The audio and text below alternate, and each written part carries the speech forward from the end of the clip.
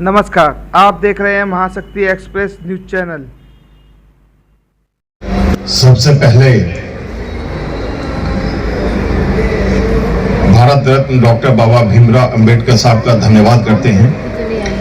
उनके नारों का गगनभेदी उच्चारण करते हैं। जय जय जय जय जय भीम, जय जय जय जय जय भीम, जय जय जय जय जय भीम। बहुजन समाज के लिए 4 लाइनें मैंने लिखी हैं।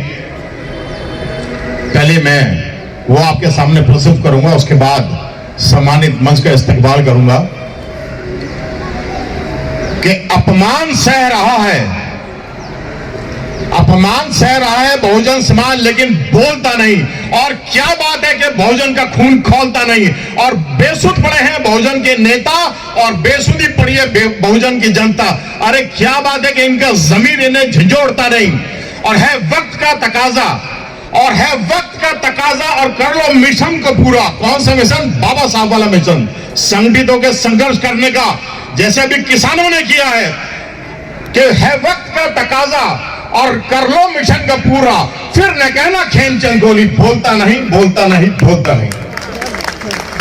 सम्मानित मंच पर उपस्थित ऑनरेबल रिटायर्ड जज ईश्वरिया जी, ऑनरेबल रिटायर्ड जज वीरेंद्र सिंह यादव साहब, ऑनरेबल गोपाल मोहन जी, ऑनरेबल हमारे पैगाम के झली साहब और नेजर, और WTP और SRA और पैगाम के सभी ऑर्गेनाइजर्स को और मंचा सिंह सभी को मैं नमो बुद्धाय जय भीम कहता हूं।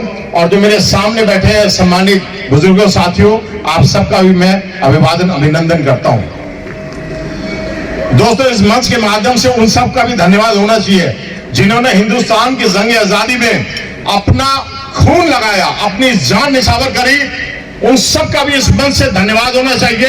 और उसी कड़ी में माता दीन भंगी और झलकारी भाई कोहली का भी धन्यवाद होना चाहिए, उनको याद किया जाना चाहिए, क्योंकि वो समाज के वो अनसंग हीरोज हैं जिनको बहुत कम लोग जानते हैं, लेकिन हमें उनके बारे में पढ़ना चाहिए, उनके बारे में हमें जानना चाहिए।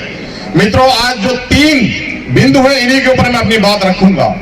पहला बिंदु है unity and integrity among Bahujan fraternity. इसका मतलब है बहुजन समाज के लोगों के बीच में प्रेम, बंधुता, भाईचारा और मोहब्बत और एकता होनी चाहिए। इसके ऊपर मैं एक ही मिनट के लिए, एक ही लाइन के अंदर बात रखूंगा। दोस्तों, जो OBC समाज के और माइनॉरिटी के लोग हैं, क्या वह दलितों में अपनी बेटियों को देने के लिए तैयार है?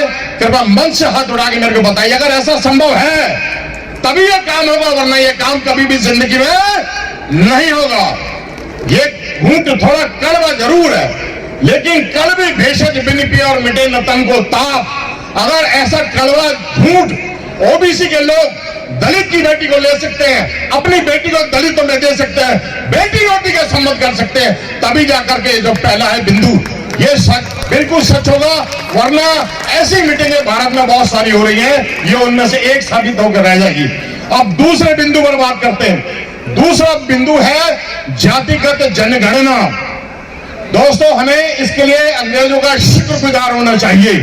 अंग्रेजों ने 1881 से इस पाठ को शुरू किया था और 1931 में अंग्रेजों ने पहली जनगणना करी थी। उसके बाद 2011 में हुई है, जिसको अभी तक बताया नहीं गया है। 1941 में शेड्यूल SC ST लोगों की जनगणना हुई और देश में नदी, नाले, झरनी, पहाड़, गधे, हाथी, घोड़े सबका सेंसस है। तो इंसान का और इन जातियों का सेंसस क्यों नहीं है? मैं सरकार से पूछना चाहता हूं। अरे गधे घोड़ों का तो सेंसस हो रहा है देश में, और जातियों का सेंसस क्यों नहीं? तो उसका एक ही जवाब है, अरे जो सत्ता में बैठे हैं उनको डर है कि उनका भेद ना खुल जाए, अरे उनकी पोल ना खुल जाए। वो बड़े मुट्ठी भर लोग हैं और करोड़ों लोगों के ऊपर शासन करते हैं। अरे दोस्तों, इस सच को जानो। और 2021 में ऐसा एक बवंडर पैदा होना चाहिए, ऐसा आंदोलन पैदा होना चाहिए जैसा किसानों ने किया है। हर रोड को, हर सड़क को जाम किया जाना चाहिए। और जो हमारे किसान भाइयों हैं, इन्होंने देखो कैसा ऐतिहासिक कार्य किया। इन्होंने 11 महीने जो है जाम लगा के रखा और सरकार को घुटनों पर झुका दिया। एक बार जोरदार तालियां किसानों के लिए होनी चाहिए। हमें उनसे सीखना चाहिए। Entire life is a learning lesson.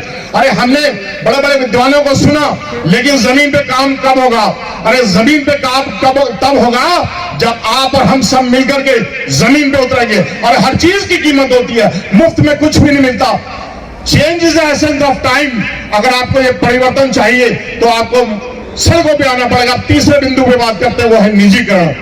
तो दोस्तों, ये निजीकरण में बहुत ही घातक है देश के लिए। घातक क्यों है? क्योंकि जो आरक्षण है, जो बाबा साहब ने जो प्रोविजन आपके लिए रखा है, जिसके द्वारा आपको एजुकेशन दें, आपको एम्प्लॉयमेंट दें और आपको राजनीति के अंदर हकदारी मिलती है, वो खत्म होता जा रहा है। तो ये बड़ा ही कष्टदायी ये प्रश्न है। और इसके लिए भी आप देखिए, एक बड़ा अच्छा मुहावरा आजकल सोशल मीडिया में चल रहा है, वो बिल्कुल सच है। और आप भी, अगर आपको पसंद आए तो तालियां जरूर बजा देना कि 2 गुजराती जो है देश को खरीद रहे हैं और 2 बेच रहे हैं। अगर आपको सही लगे तो जोरदार तालियां आपको बजानी चाहिए। अरे अब आपको सजग हो जाना चाहिए। तीनों पॉइंट के ऊपर मैंने बता दिया। अब सवाल यह है कि इसका समाधान क्या है। 3 बिंदु तो आपने सुन लिए, इनका समाधान भी और हमारे महापुरुषों ने दिया है। क्या है कि कल जो है 10वीं पातशाही गुरु गोविंद सिंह जी का जो है, भाई साहब ने बहुत सुंदर एक वाक्य बताया था, उसी को मैं पूरा कर दूं कि देव शिवा वर्मोहे अहो, शुभ कर्म न देख कब हो न डरो, न डरो, जब जाए लड़ो, निश्चय कर अपनी जीत करो। बोलो सो निहाल, सूरज को पहचानिए और जो लड़े दीन के हित और पुर्जा कट कर कबू न छाड़े के, यही इसका सोल्यूशन है। जब तक हम सड़कों पे नहीं आएंगे, हमारा कुछ भी होने वाला नहीं है। और दूसरा उदाहरण दे दूं, जो आज से ईसा से 470 साल पहले एक बड़ी ऐतिहासिक घटना घटी थी इसी धरती के ऊपर। भगवान बुद्ध जो 2587 साल पहले हुए, उनके 150 साल बाद इसी धरती पर बड़ी ऐतिहासिक घटना हुई थी, और वो था सुकरात का जहर पीना। वो सुकरात ने इन्हीं 3 बिंदुओं के ऊपर जहर पिया था जो आज आपके सामने है। और वो क्या है वो मैं आपको बता दूं, और वही जो सोल्यूशन है, इस समस्या का सोल्यूशन है, इसका समाधान है। सुकरात के ऊपर पहला जो इल्जाम था वो ये था कि वो देश की जनता को, देश के युवाओं को बहका रहा है, भड़का रहा है, उनकी दिशा और दशा को गलत कर रहा है। सुकरात के ऊपर यह पहला इल्जाम था। और दूसरा इल्जाम था कि वो देवी देवताओं के बारे में अनर्गल बोलता है। यह भी आज का ही बिंदु है। और तीसरा यह था देशद्रोह। और उसका जो चीला था, उसका जो शिष्य था, वो था प्लूटो जो है, जिसको अफलातून भी बोला गया है। और उसका जो शिष्य था अरस्तु, इन सब ने उसको बोला, सुकरात को बोला कि आप भाग जाओ, आपको मृत्युदंड आपका पक्का हो चुका है, आपको जहर पीना पड़ेगा। तो सुकरात ने बोला, इस समस्या का समाधान यही है कि मैं जहर पीऊं, मैं मरने से नहीं डरता, और मेरे बाद जो क्रांति होगी वही इस देश का इतिहास लिखेगी। अरस्तु ने 4731 साल पहले जहर पिया और देश के अंदर क्रांति हुई और तख्ता पलट दिया गया। वही क्रांति आज देश के अंदर चाहिए। दोस्तों, हमें यूनान के, एथेंस के, सुकरात के जैसा आज जो है बलिदानी चाहिए। दोस्तों, ये मेरी संस्था है जो दूसरे नंबर पे है, बहिष्कृत वेलफेयर फाउंडेशन इंडिया, इसका मैं चेयरमैन हूं। हमेशा गरीबों के लिए लड़ाई लड़ी है। और एक काम हमने ऐसा किया था जो इतिहास बन गया, उसके बाद गूगल ने मेरा नाम नंबर 1 किया, वो था SC ST atrocity prevention act की बहाली, अनुसूचित जाति जनजाति अत्याचार निवारण एक्ट की बहाली के लिए मैंने लखनऊ के कांशीराम स्मृति वन में मैंने कार्यक्रम किया। 42 छोटी संस्थाओं को हमने साथ मिलाया और इस कानून की मैंने बहाली करवाई। आप तब से गूगल मुझे पहचानता है। अगर आप खेमचंद कोहली गूगल पे लिख देंगे, अभी लिख के देख लीजिए, सबसे पहले गूगल उस काम के बाद मुझे पहचानता है। तो हर काम अपनी कीमत मांगता है। दोस्तों, आपने मेरी बात सुनी, 4 लाइन जो है मैं कह करके अपनी वाणी को विराम दूंगा। वैसे मुझे 2 घंटा चाहिए, जो मेरे सीने में आग है वो आपके सीने में लगाने के लिए, लेकिन आज वक्त की पाबंदी है। 4 लाइनें बोलूंगा, उस पर आप ध्यान देना कि बुलबुलों के पंजे में बाज नहीं रहते, बुलबुलों के पंजों में बाज नहीं रहते और बुज़दिलों के सीने में राज नहीं रहते, और जिस काम को पड़ता है सर झुका के चलने की आदत, उन झुके हुए सरों पर कभी ताज नहीं रहते, कभी ताज नहीं रहते। नमो बुद्धाय, जय भीम।